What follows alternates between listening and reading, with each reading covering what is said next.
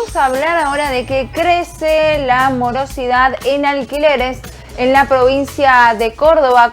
¿Cuáles son las causas?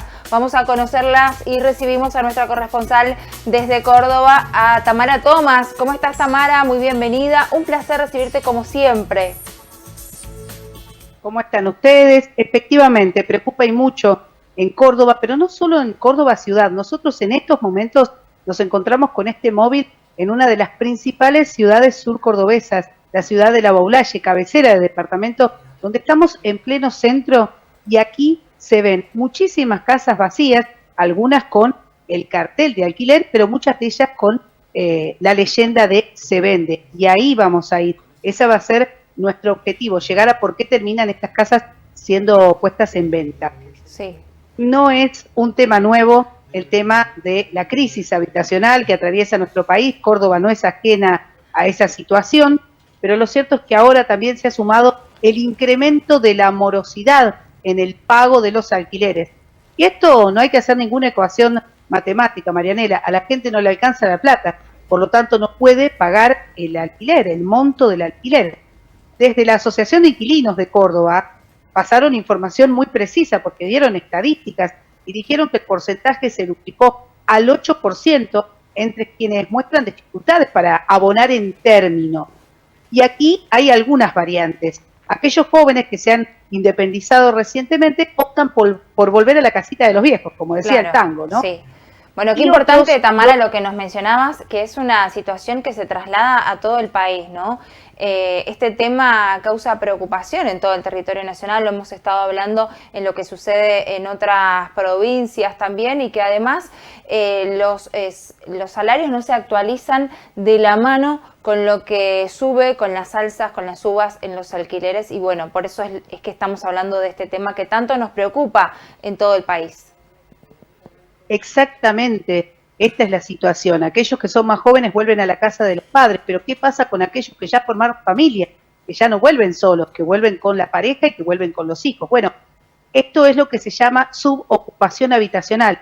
El galponcito que tenían los padres, el lavadero, el quincho, alguno que otro más pudiente, si se quiere, se convierte en un departamento para albergar a esta nueva familia que llega porque no alcanza a fin de mes para pagar su alquiler. Pero sí, yo te decía que veíamos muchas casas con el famoso cartelito de se vende. ¿Qué es lo que pasa? Bueno, en la teoría es como que todos sabemos todo, ¿no? Teóricamente, cuando hablamos, 2 más 2 es 4. Cuando vamos a la realidad, 2 más 2 a veces no nos alcanza para llegar a 4. No podemos redondear. Sí. En teoría, cuando uno tiene un alquiler muy caro, lo que pasa es que el dueño, el locatario de esa propiedad, empieza a ver que nadie se la alquila y baja el alquiler. Bueno, eso es en teoría, porque en la realidad lo que ocurre es que hay tanta demanda, tanta gente necesita algo para alquilar, que la pilotea, por decirlo de alguna manera, maneja la situación 1, 2, 3, 4, 5, 6 meses, hasta que no puede más. Y el dueño de ese alquiler, al ver que no va a tener un destino estable, decide ponerla a la propiedad en venta, decide cerrarla, no tener gasto, solamente el de algún que otro impuesto, pero tener la casa cerrada y esperar que salga un negocio. La casa se ha convertido ahora en un capital que uno puede tener ahí.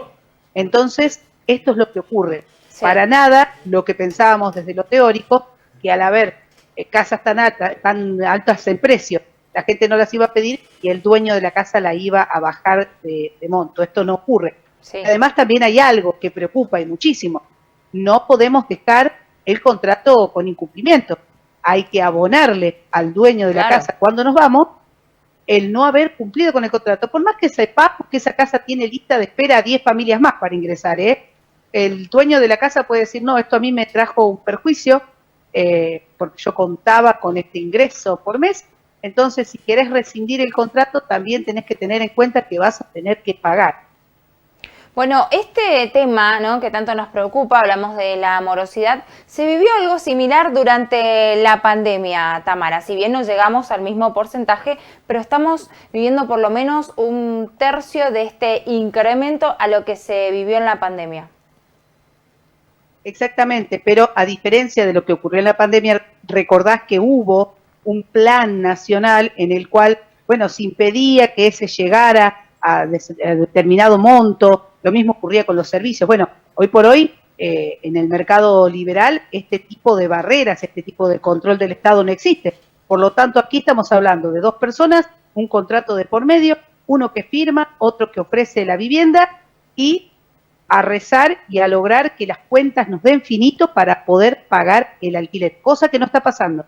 Antes veíamos que la gente se quejaba del precio de los alquileres, rescindía de otras cosas, pero seguía manteniendo la casa. Hoy estamos hablando de gente que dice, no puedo más, me voy con mis papás, me voy con mis tíos, armamos esto que te digo, la subvivienda, vemos, compartimos los gastos, nos acomodamos de otra manera, pero dejamos de alquilar. Ahí está la situación más preocupante. Ya no estamos hablando de, bueno, dejamos otras cosas y pagamos el alquiler. Hoy por hoy decimos, no nos alcanza más. Sí o sí tenemos que desocupar.